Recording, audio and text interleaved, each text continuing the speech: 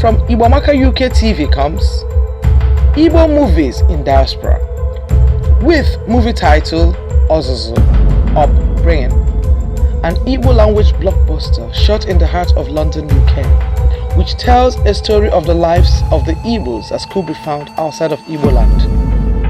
Showing the seed.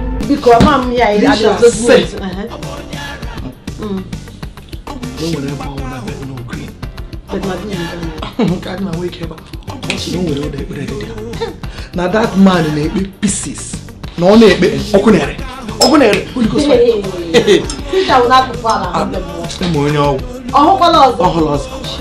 Nke ka ncho na nwoke a na-afụ pepero na ọ na-afụ nke mere oge mgbe ochie na otu o si afụ na ọ na-afụ pịọ na ọ na-akọwatara gị fụ na afụ ka egwupere anyị otu bulite na nna gị ya bụgharịa ngigharịa kwa ndị ahụ na-ahapụcha ndị ahụ ha amụ ife ha na-eme ọ bụrụ ndị isi agwa azụrụ azụ nne ha azụsie ha ike ụmụ ife ha amụ ife ha na-eme Nwanneka na Nkiruka tikọtara aka wee napụ mụ na Sara oyi nwaanyị enyi anyị nwoke. O nwere inu ndị Igbo na-afọ a sị o ji ife nwata wụ n'aka ya elu akala owe ome gịnị o wetuo ya ọ bụrụkwa m ife m na-enweta o biri n'ọnụnụ enyi ha nwaanyị nụrụ kamgbe ọ tụọna ọ mụọna ọ na-achị ịrapụ ụlọ onye awụsụ anụ elu ọdịhụ anụ ala ozogho ọ chọrọ ịrapụta ụlọ common ilu dị adịrọ na-eso ada bụ ụgbọ ọlụla na British passport Chineke ma ihe ọbụla mere antị n'onu a ihe m ga-eburu nwa n'obodo a. Conspiracy.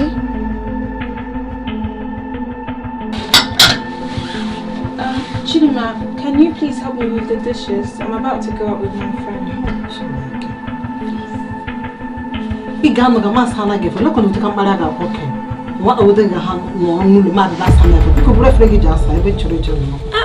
What gospel law says that? I did the dishes this morning because I don't mind, it's my brother's house, and now I've cleared the table and you sat there doing nothing. I've just asked you to help me, please help me. What sort of girlfriend are you? Hey, but you know, this is my brother. You know, I don't want to see him get hurt. I don't know what he sees in her, what she does for him. You just need us to walk with you? Yes. Has he got bent on her? Yes. Then different eyes to her true nature. Exactly what I'm talking about.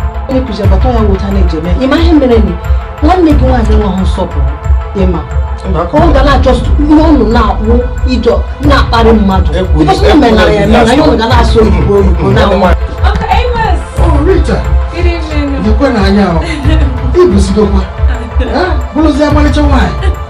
Hey, okay, because we're going to know. Uncle, welcome. Uncle, You don't want to. Come on, to them. You never. You're going to know. Oh, you want my friend. Wait, ma. That will be.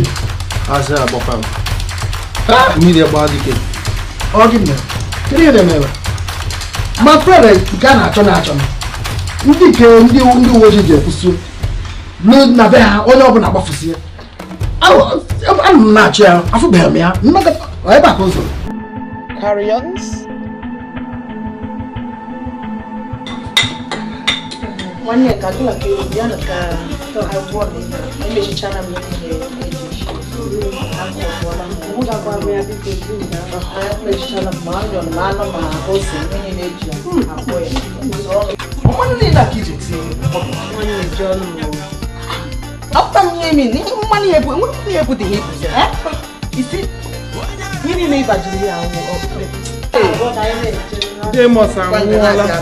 ihe ihe anyị chige kemgbe nne nna anyị bụ ndị nwe onye ọbụla cholesterol ugbure nwe onye ọbụla proteinus ugbure nwe onye ọbụla lipopo ị na-echelu ka o gbuo gị bifo ịmụta ihe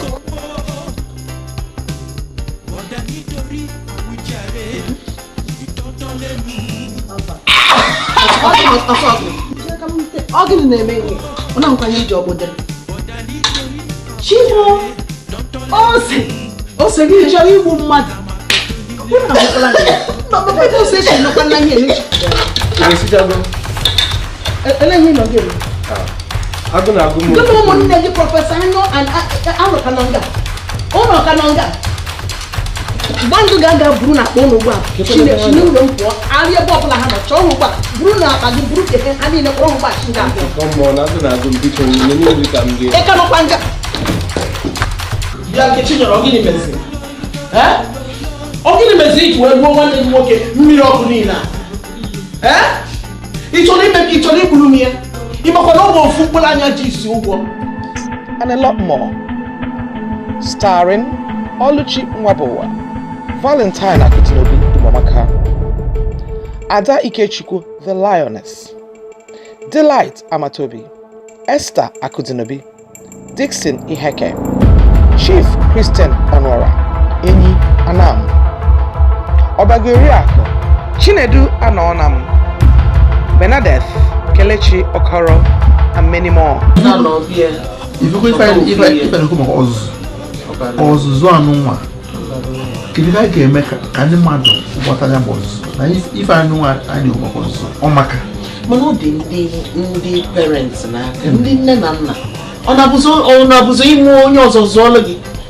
Onye mono no site n'ụlọ gị zuba ha. Especially n'obodo oyibo. Na ọ bụrụ na ịzụrụ ịmụrụ nwa bụ isi, no ịzụtakwala.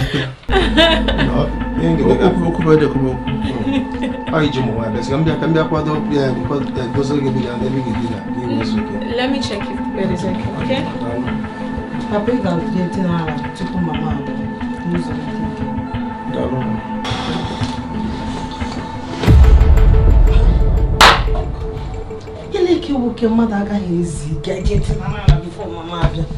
Nga Uzuli, one and give one na Central London. Every more to Abia, Abia, Abalabia, Mpabia, Mabia, Mwesuha, Bangana, Honorable and Yarika Musubi. At me soon because one name walk. Come now, go to get a car, go to Malota, come get him on the game. Elutica, help me, and I put a penny, Malota, come, Mamma, one of them pay up. The Quentin Brangan, the young woman when I mention it, I'm making Harry Hamanga from the Osana. I am not a problem on that. Chineke nefe bụkwa amadio ha mapụpa icho Jehova nefe kwanu nnu aka nni we no do dey issue ihe mbia ga noke mgbe mehe ngo na pia ga na from shisha ahụ enweghị m ga-asụ do eziokwu niile enweghị ọbụla m ga-asụ le godi ndị nọ ga na-agbachitere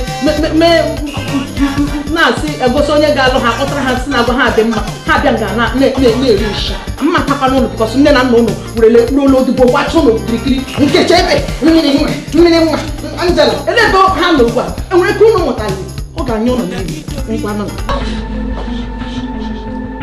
so na nwatakịrị a na-anụ Igbo ọ bụ na nwa na nnukwu Igbo ga-anụgo okwu otu ihe maọbụ abụọ kwa maka anyị ekwuka kwa ihe anyị ga-eme na ama akwa m ka ebe ha nọ ọsọ bịa. I thought you were one of the good ones. To even think I was hoping to take it to a higher level, but with this, we're even done before we started. Don't even bother, no. Your sister did all the explaining they needed to do upstairs. How could you let your family do your dirty job? Like, are you a man or what? Don't touch me! Please let me explain. Okunu, ndashi boku te mamebu kunu ta, enu man owo mo.